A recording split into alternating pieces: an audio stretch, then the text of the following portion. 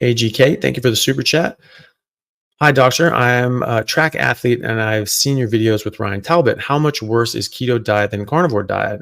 What benefits wouldn't you find? Oh gosh. So it depends on the kind of ketogenic diet you do. If you're doing like those sort of like processed food keto diet, we're using artificial sweeteners, it's garbage. It's complete crap. I wouldn't do that at all. It's not going to be very good at all. The only good thing about it is you're going to be eating more meat. Right. You can still get an insulin response and screw up your energy levels and things like that. Depends on how much plants you're eating too. You know, a lot of people, when they do keto, they're just eating tons of plants and veggies because that's where all the nutrients are. No, that's where all the poison is.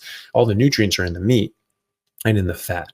And so it depends. It depends on the kind of keto diet you do. But I'll tell you this, I'll tell you my own experience with this, which is I was already doing a ketogenic diet. I was back from Bangladesh doing humanitarian work there. And I was, fat and out of shape. And I mean, I wasn't like obese or anything. Well, technically was because of my BMI, but I've always been, right now I'm obese according to the BMI. So, then I had, excess fat. I wasn't, extremely big. You could still sort of see the hints of my six pack, but I was very out of shape, especially for me, because I've normally been in very good shape my whole life. Just because of how active I've been. And so I was already doing keto. I just gravitated away from carbohydrates because anything containing carbs made my back hurt for days. And it's just like my lower back, I had really bad lower back pain. I was like, okay, well, I don't want that. And so I just stayed away from it. And then my lower back pain was gone. Great. So I was just eating greens, like and clean, real clean. I wasn't doing keto. I was just not eating carbs. And I always ate clean. I never ate processed carbs, never had artificial sweeteners. I just thought they tasted gross. And I was never convinced that they were anything but harmful. And just eating spinach, kale, and broccoli, and then lean meat and not all that much of it. Right. Because I was trying to slim down and get healthy and get back to playing rugby. And I felt like garbage. I had terrible energy. I wasn't losing weight. I was lifting weights every day, but, wasn't feeling great doing it. I was just sort of tired all the time, hungry all the time.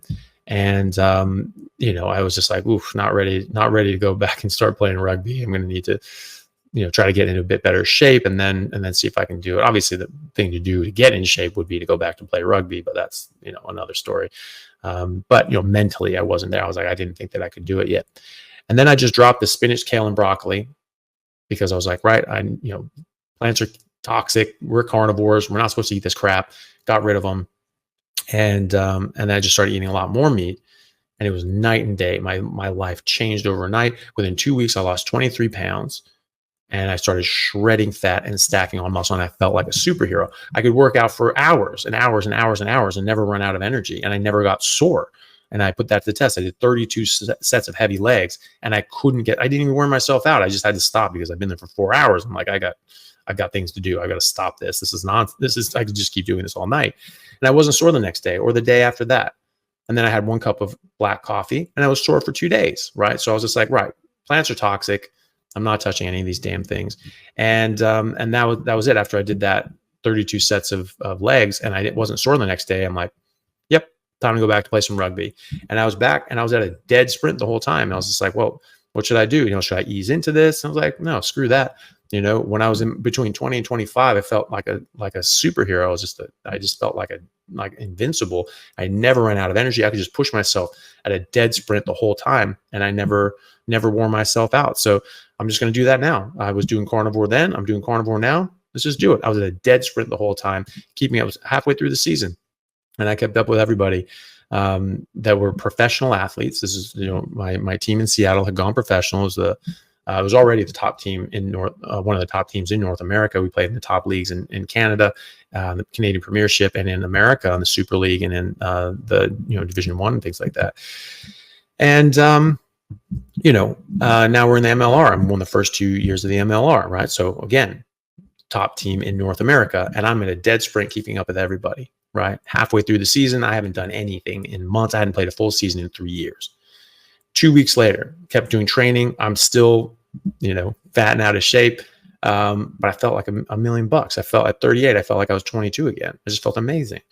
And then 2 weeks later, after, sort of 4 training sessions, we did a fitness test called the modified bleep test. And people that have played rugby and soccer probably had to suffer through this thing. It was a breeze. I finished like in the top 5 out of 92 people mid-season, and I've been training for 2 weeks. But I've been carnivore for 4 weeks, and that was the difference. It was all diet. It was 100% diet, and it was dropping damn vegetables. That's what did it. I was already not eating carbs.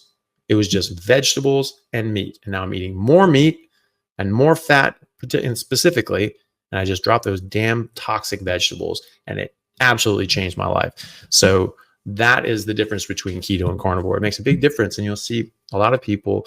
Look, keto is great, but carnivore is better. You know, you're getting into the right metabolic state when you're on on a ketogenic diet. You're eating more meat, you're eating more fat. Those are all really good things, right?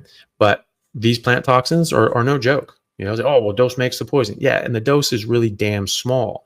You know, you can kill yourself. You can die from ingesting 50 to 300 milligrams of cyanide, right?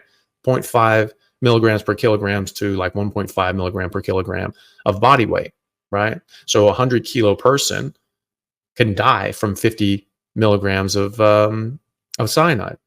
Flaxseed, one serving of flaxseed can have as much as 6 milligrams of cyanide, right? And we're saying this is a good thing for people to eat. A lot of vegetarians and vegans eat flaxseed because it has omega-3s. The wrong omega-3s. It has ALA, not DHA or EPA, so that's useless for your brain. It doesn't convert into DHA and EPA to any significant degree, if at all. And some have actually shown that you increase ALA, and actually DHA goes down. So good job, vegans. And but you know, it's not their fault. They've just been conned. It's really the vegan influencers that are pushing this crap and pushing this information. I'm more directing that at. But you know, it's they eat a lot of flaxseed because it's high in ALA, right? So I say, oh, you need those omega-3s, so eat that. And so you eat a lot of flaxseed, right? Okay, so 10 servings of flaxseed a day, which, you know, it's a lot, that can kill you, right? So yeah, the dose is bloody ass small, and that's a lethal dose, right? Long before you get to be a lethal dose, you get to sub lethal doses that are clinically significant that can cause harm, and exposure to cyanide can cause thyroid dysfunction, goiters, and neurological damage. The CDC and the WHO say there is no safe amount of cyanide to eat, right? You just don't eat any, right? Why isn't that warning label on packs of almonds and flaxseed and cassava and apples, right? Because the seeds have cyanide. So there's a study actually that went to smoothie shops around the US and just checked the cyanide content in the smoothies that they were selling. And they were like super high. Anything that had flaxseed, almond milk, and whole apples, because it gets the seed in. They didn't core the apples. They didn't take the seed out. Oh, it's easier just to do it. Oh, who cares? It's not that bad. Dose makes the poison. If dose makes the poison, then you had better damn well know what that dose is. And if anybody ever tells you, oh, dose makes the poison, say, okay, great. And what is the dose? If they can't say it, then you tell them to shut up. You know, that's such a stupid statement. Dose makes the poison. Then what's the dose? I know the dose. Do you? You know? So yeah, it's really damn small. So people get a lot of benefit from this. You see people doing a ketogenic diet for years, maybe, and they're doing really well and they're really healthy. And then they go full carnivore, and it's just like, whoa, I had no idea. I had no idea that I could feel this much better. So it makes a massive difference. It will make a massive difference in your athletic career as well. And I have absolutely no doubt of that. And good luck with you.